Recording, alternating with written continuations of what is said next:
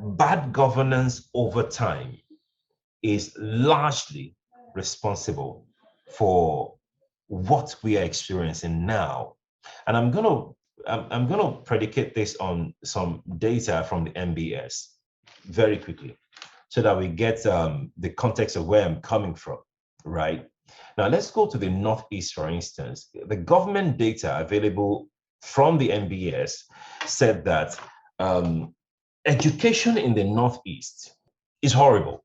52.4% of boys in the Northeast don't have access to education whatsoever. Zero access to education whatsoever. Borno, Yobe. And the same thing is happening in the Northwest right now. That is where you now have proliferation of banditry that is just being designated as terrorism now. So there's really nothing the government is doing in terms of, because you cannot bomb poverty away. You cannot, if you like, go and gather 1 million Tucano jets. You cannot blow poverty away. You need to first strengthen your policies. How do you get your boys educated? If they're educated, they create wealth, they get independence, they have enlightened mind. Nobody can cajole them to join any terrorist organization. Chebi was Boko Haram we were talking about just the other day. And now it has metamorphosed into ISWAP, because poverty is the backbone of every issue. If you have bad governance, there's nothing you can do about it. You have to first get your young boys educated. Once they're educated, they have independent mind to be able to think on their own, rationalize things. Northeast is one part, Northwest is one part. The Southwest here will soon get to that point, because what has been saving the Southwest so far is the state-sanctioned agberos. One day, government wakes up and says there won't be agberos again. What do you think will happen to those boys? Or the 1 million boys are our boys that are troubling people all around Lagos. We are almost there. Now, on the part of the media in addressing bad, because the media has a role to play. Let's not kill ourselves. But the problem is the framework, the atmosphere in which the media is working. Nobody wants to give the media the benefit of the doubt that the atmosphere is hostile. The atmosphere is very hostile. Like, it's so hostile that radio stations are being demolished just because you say things against the government. Licenses of broadcasting houses are being suspended. Fines are being dished out. Now, nobody sees that. Nobody talks about that. But we want the best from the media. But who defends the media? Who comes to the defense of the media? Who protects the media? Don't forget that we have people who work in these places. The owners want to remain in business.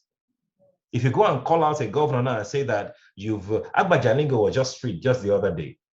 He spent over 180 days in detention. We now have to have international organization crying for Agba Jalingo. We are all here in this country. We kept quiet, and we want the best from the media. I interviewed late Obadiah Melafia the other day. My station was under fire. I almost lost my job, simply because the man revealed some certain truth, bitter truth, that in some other crimes, what he said would have just gone under investigation and things will be followed up. But then they came after the media. Our station, Wazobia in Kano, was shut down. You can see, the media is doing the best the media can do in this kind of environment. This is the best we are going to get. Let's not just kid around, because we have people with military mentality in Agbada. They will come after you. And like you said, like everybody know, the media is the sector of any government or any society, especially democratic society, that can actually hold government to account.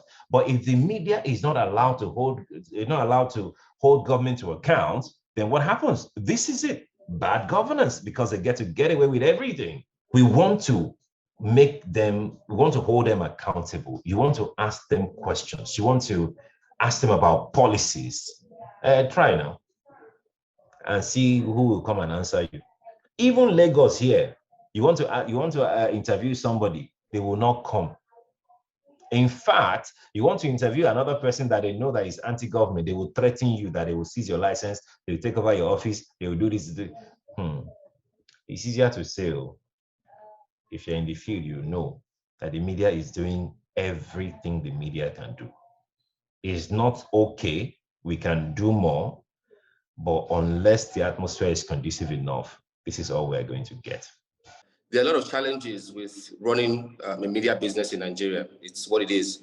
I mean, we at Businessday, for instance, we're trying to build a subscription model, whereby reader revenue can even sustain the business. So that way we're less reliant on adverts, But I can tell you that, I mean, it's not that easy. It's not been an easy ride because you're trying to convince people to part with money to pay for news when this is a country where that is a poverty capital of the world, where more than half of the population are living below $1.90 a day. So that's really a challenge. So for sure, I understand that sometimes the media houses tend to stray away from their core mandates because they are trying to, balance out doing their core reporting with, trying to remain a going concern. But still, I would still say that there's still so much for us to do in terms of capacity building, really. Mr. Awoyemi made a point earlier about, people who just dabble into journalism without being subject matter experts. I think that's really a big problem that we need to talk about and address. I mean, and it's something that we can resolve on our own. We don't need the government to resolve that for us. It's just about recruitment. Sometimes you find that most of the issues, especially about the economy, because that's basically what we at Businessday cover anyway, they don't tend to be as insightful and analytical as you would expect. I can give you an example. So when the National Bureau of Statistics said that the economy grew by 3.4% in 2021, a lot of media houses just went, yes, this is the highest growth in 7 years. No doubt, yes, it is.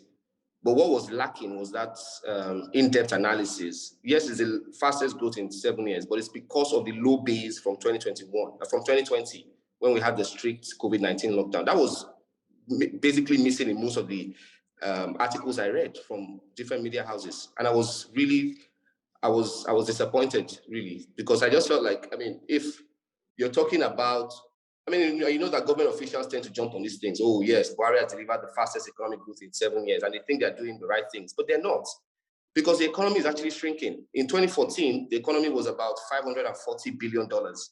You know what I mean? And then in 2021, it was less than $430 billion. So the economy actually shrunk by 20%. So yes, if you're comparing 2021's growth rates with 2020, yes, you see a big bump because of the COVID lockdown and the impact it had on the economy.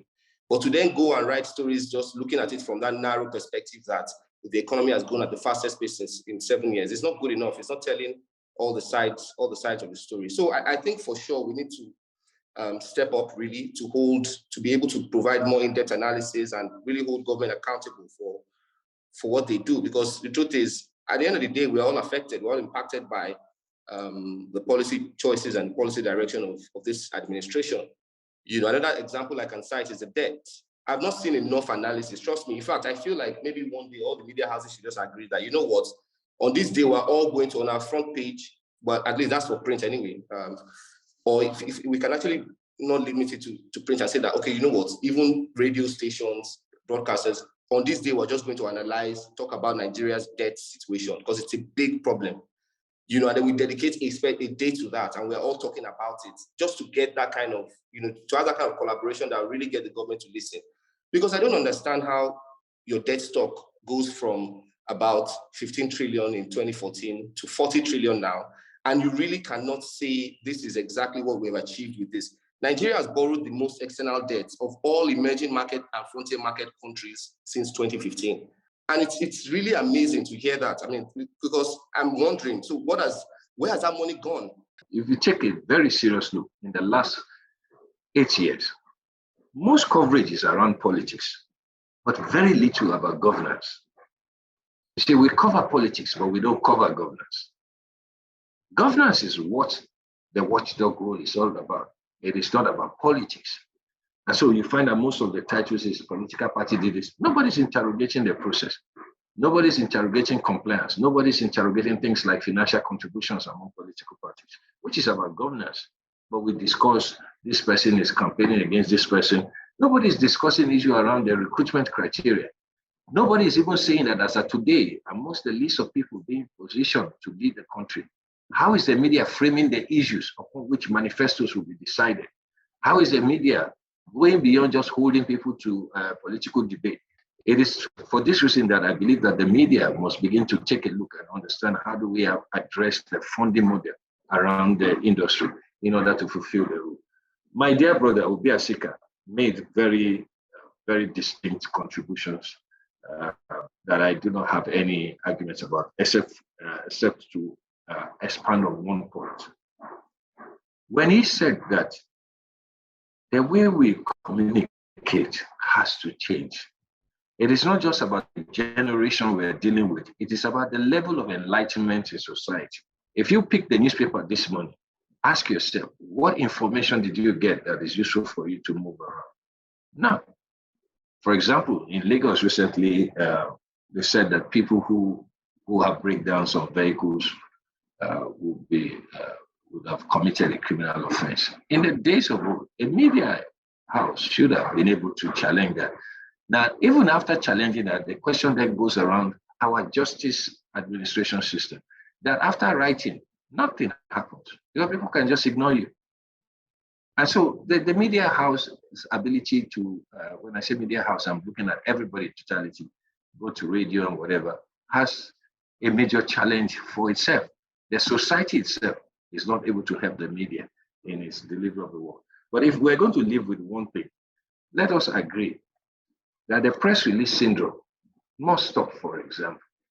No matter what it is, your challenges, and no matter what it is that you are doing, yeah, you can carry press release, but whatever happened to the editorial page anymore?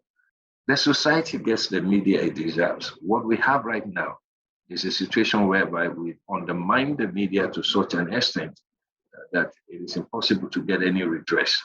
And there's nothing that spells this in more clearly than what we've seen in the last 1 week, whereby the media brings about an issue and nothing is done, and everybody goes back into their own cocoon trying to survive.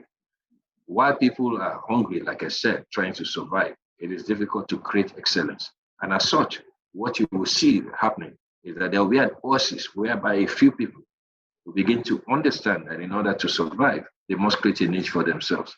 I do not have an answer for everyone, but I think the most important thing is to understand that to have economic prosperity and to have security in this nation, it has to happen only because the media is able to hold those in leadership accountable.